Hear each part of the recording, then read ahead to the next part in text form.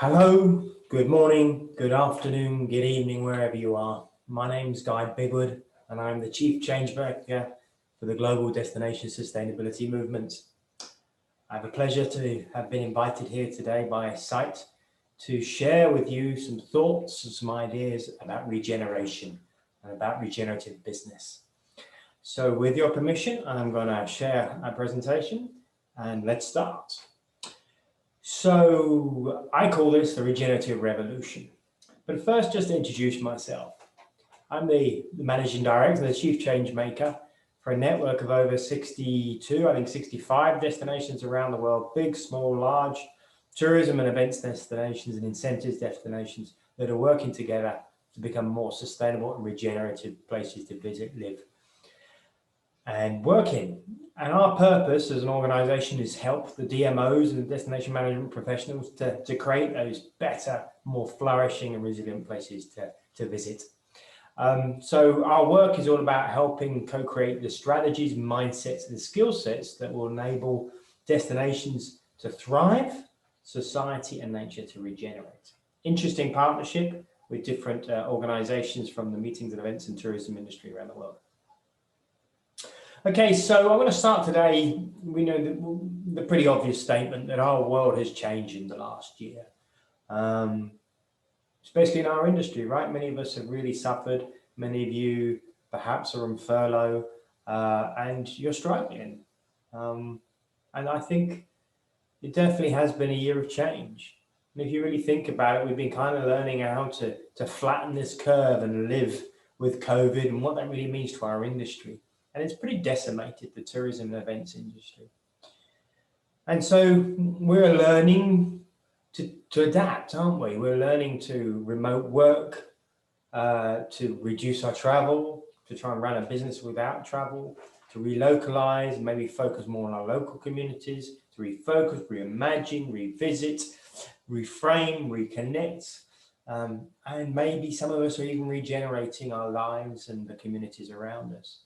So just like this butterfly, we have to learn to transform and come out of this chrysalis.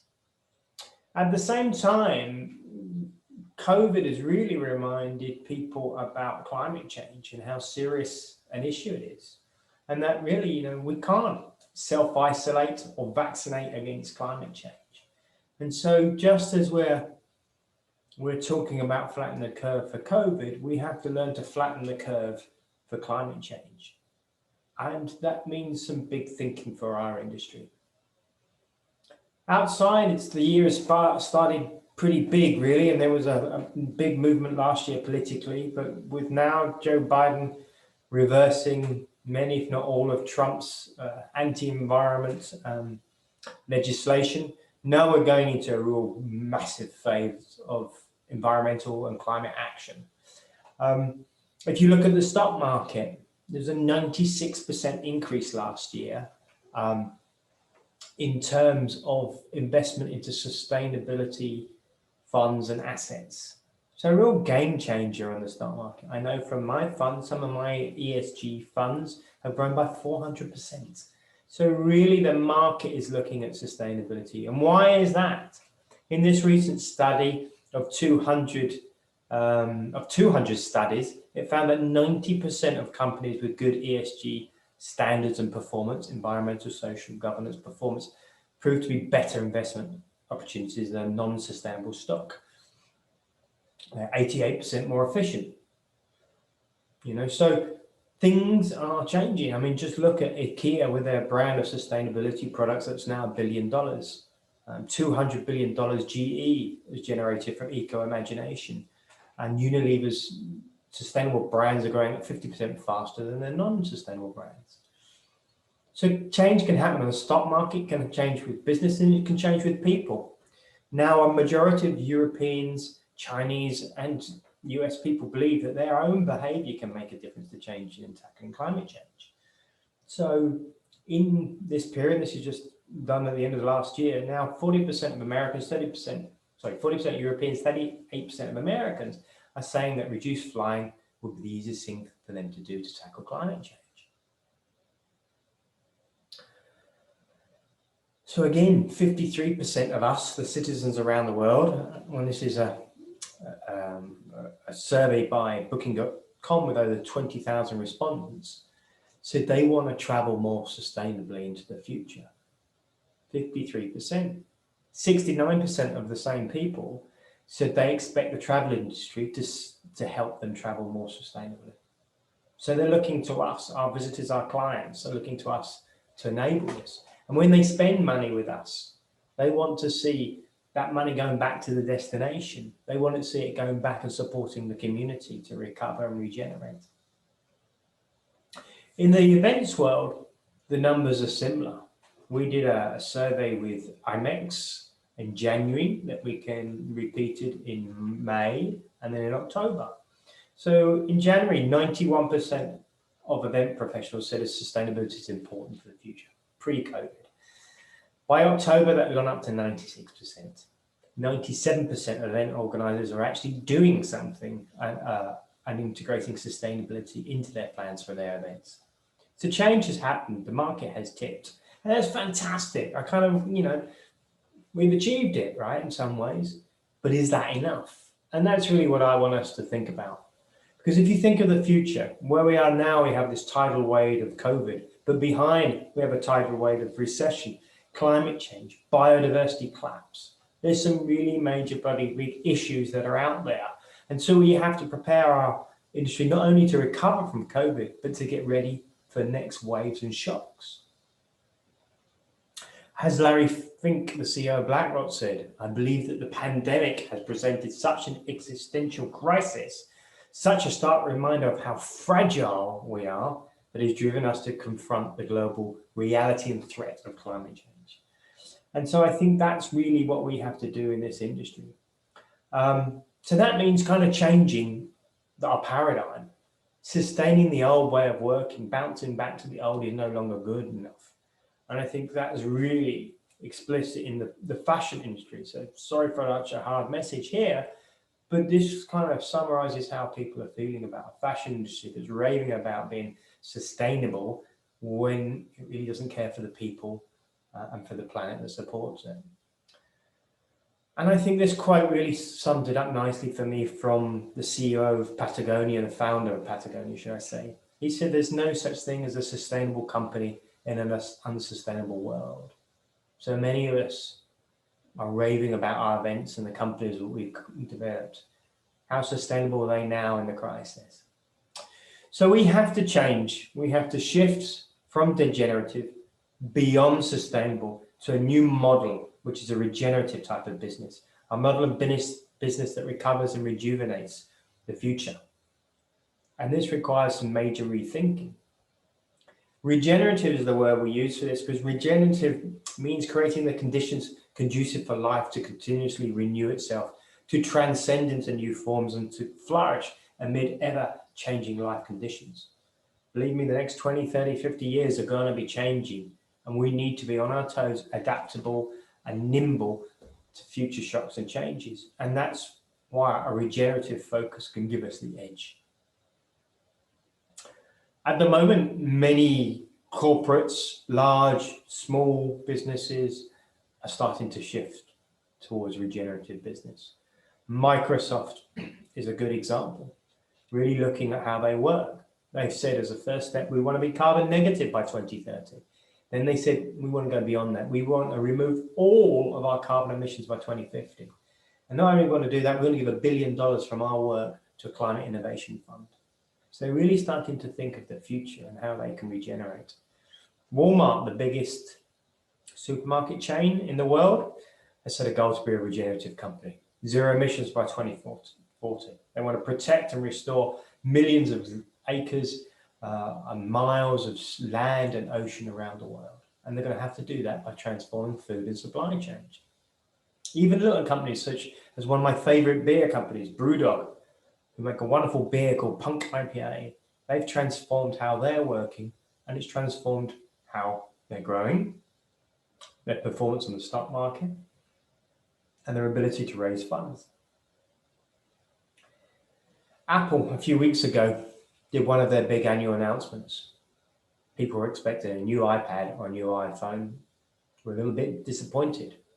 What they launched was $100 or $100 million racial equity and justice initiative that was all about trying to rebalance and create a more just and more equitable world. $100 million to set up innovation centers for people of color in places like Detroit, Atlanta, things like that. To massive social regeneration. So I call this shift the regenerative revolution.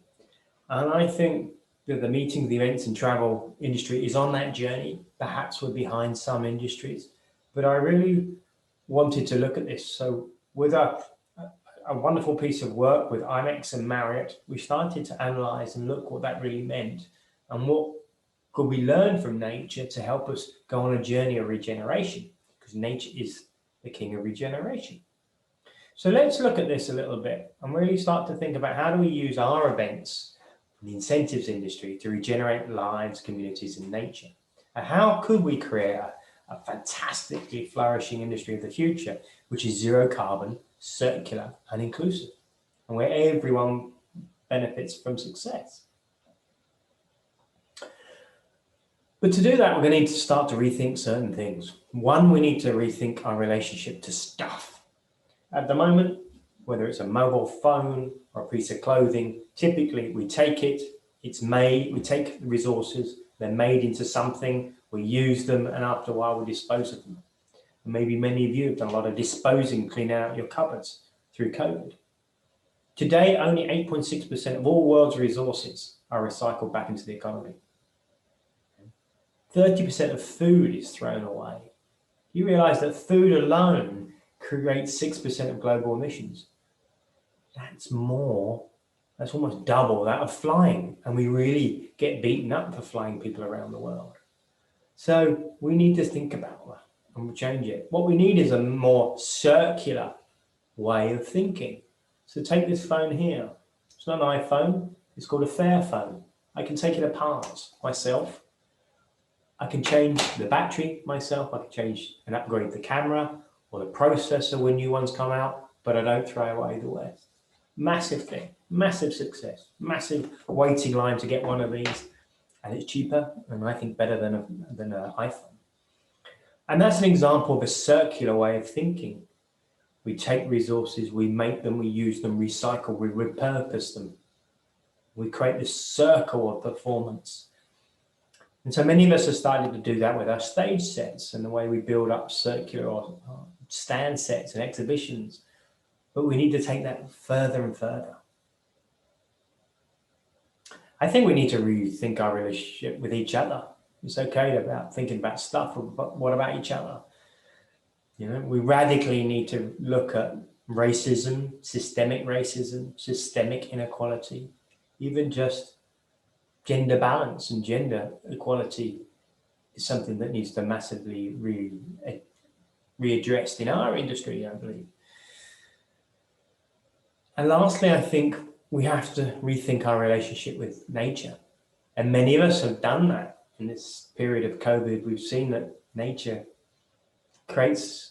gives us solace, gives us a place to retreat to recover and to rebuild and regenerate our own energy through the hardships of COVID. And I think nature's a really interesting one. And so in our research project, we really started to look at nature because nature spent 3.6 billion years on research and development, right? Look at that flower and how Gaudi was inspired to develop a staircase based on the technology of the flower and the plant. We could look at a shark. We look at the shark skin. Have you ever noticed that sharks don't have any mollusks or any things sticking to them? It's because they got a fantastic technology of this in their skin that allows things not to stick to it. So there's a business called Sharklet who looked at that and then started to model the shark skin and then turn that into swimming trunks. These swimming trunks were given to the Olympic teams, and 90% of the teams that wore these trunks won medals. It was so successful it got banned in the Olympics. Then they had to look at other applications. So they took it to the hospitals and started using this technology on bandages and found that bacteria didn't stick to them. And now they're putting on handles in hospitals so that door handles don't have bacteria from COVID stick to it.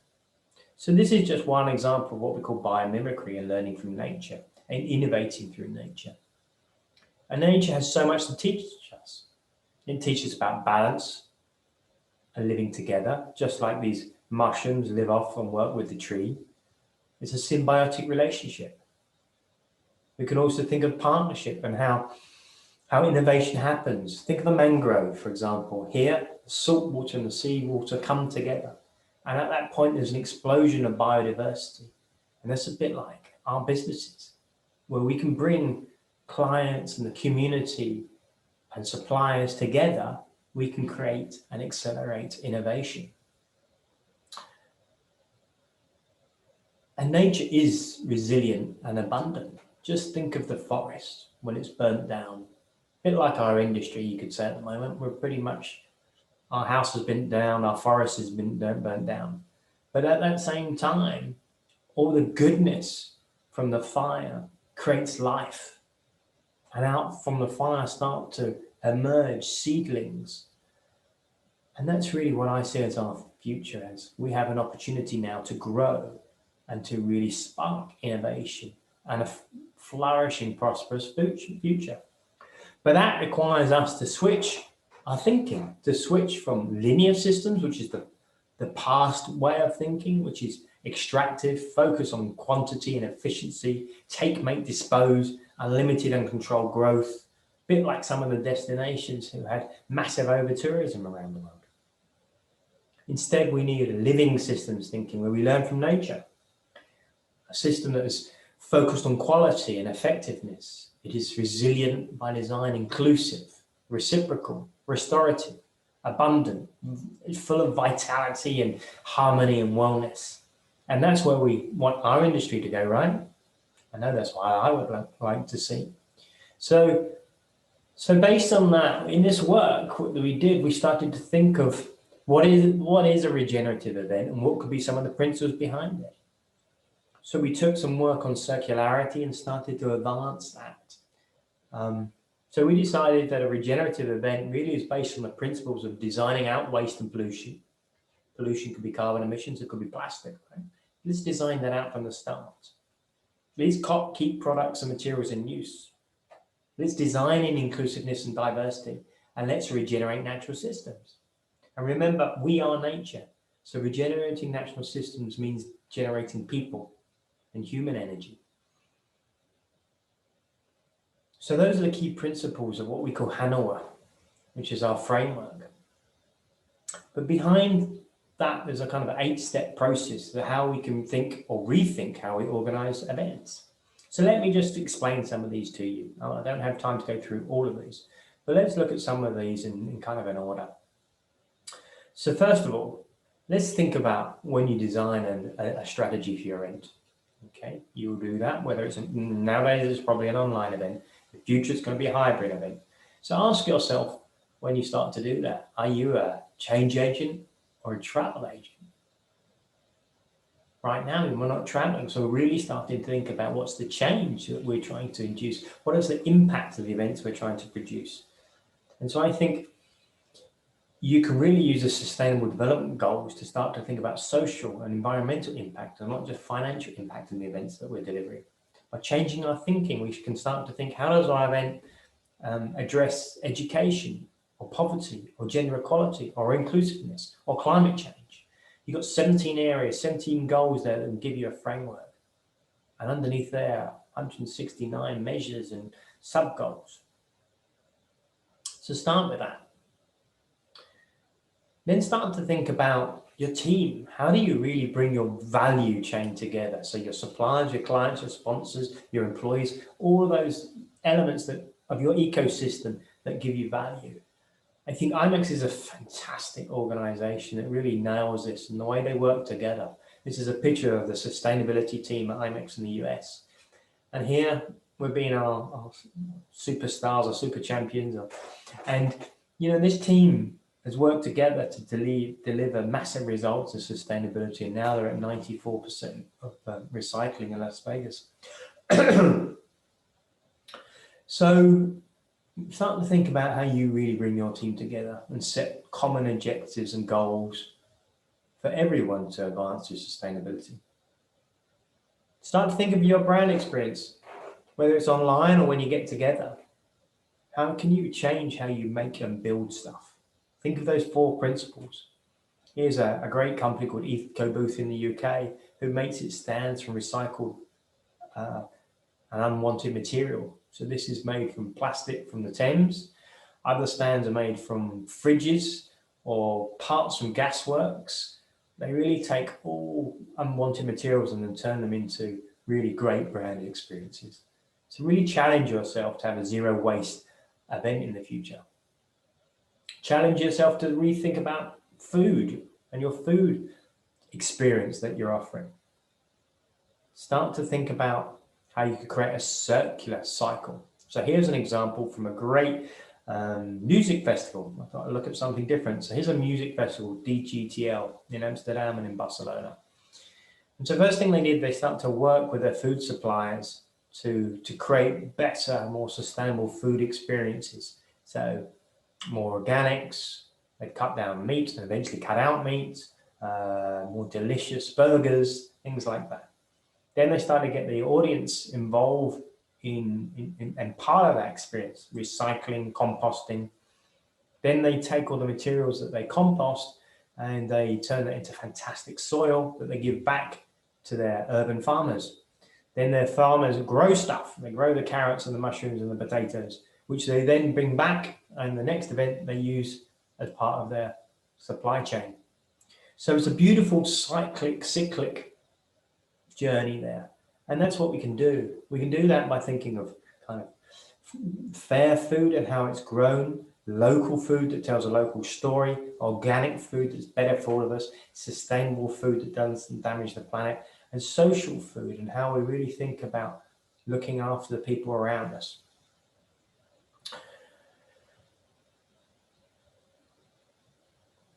Step 7 really looks about re-energizing and empowering people. And I think here, this is where we really start to think of inclusivity, equality, corporate responsibility in some ways you could call it, but beyond that, about real social impact. I think Croke Park in Dublin is a great example of this. It's a big stadium, concert hall, meeting facility. And they hire over 70% of their staff in a 3-mile radius. They really work with the local community. They really give back. They're even now growing their grass locally for the stadium. They're even growing their own food because they're growing the grass. They really realized they could really step up and scale up their food production. And they created a wonderful innovation zone to really develop the local community and improve the wellness and well-being. And that's what they've done. They're cleaning up the rivers around there, and developing biodiversity projects. It's gone beyond just kind of a corporate CSR action to something much more endemic that has improved the success of their business, their people, and the community. And then lastly, number 8 is about reporting your impact, not reporting your activities. You can say we did this, we planted 5 trees. That's nice, but is that relevant? Does it make a difference? If you just shipped 20,000 people around the world and you planted 5 trees, I'm not really sure that's material or relevant. So it's really about looking at your key impacts and then what you can do about them and telling a very transparent story. And I think Oracle has done such a great job at this, working with Meet Green over the years. And here's just some graphs from Oracle World in San Francisco of how they've looked and worked at eliminating waste over the years. Fantastic work, and really focused on impact, whether it's CO2, whether it's waste, whether it's equality or diversity. We can all start to look at the outcome of the event and what we're really trying to achieve.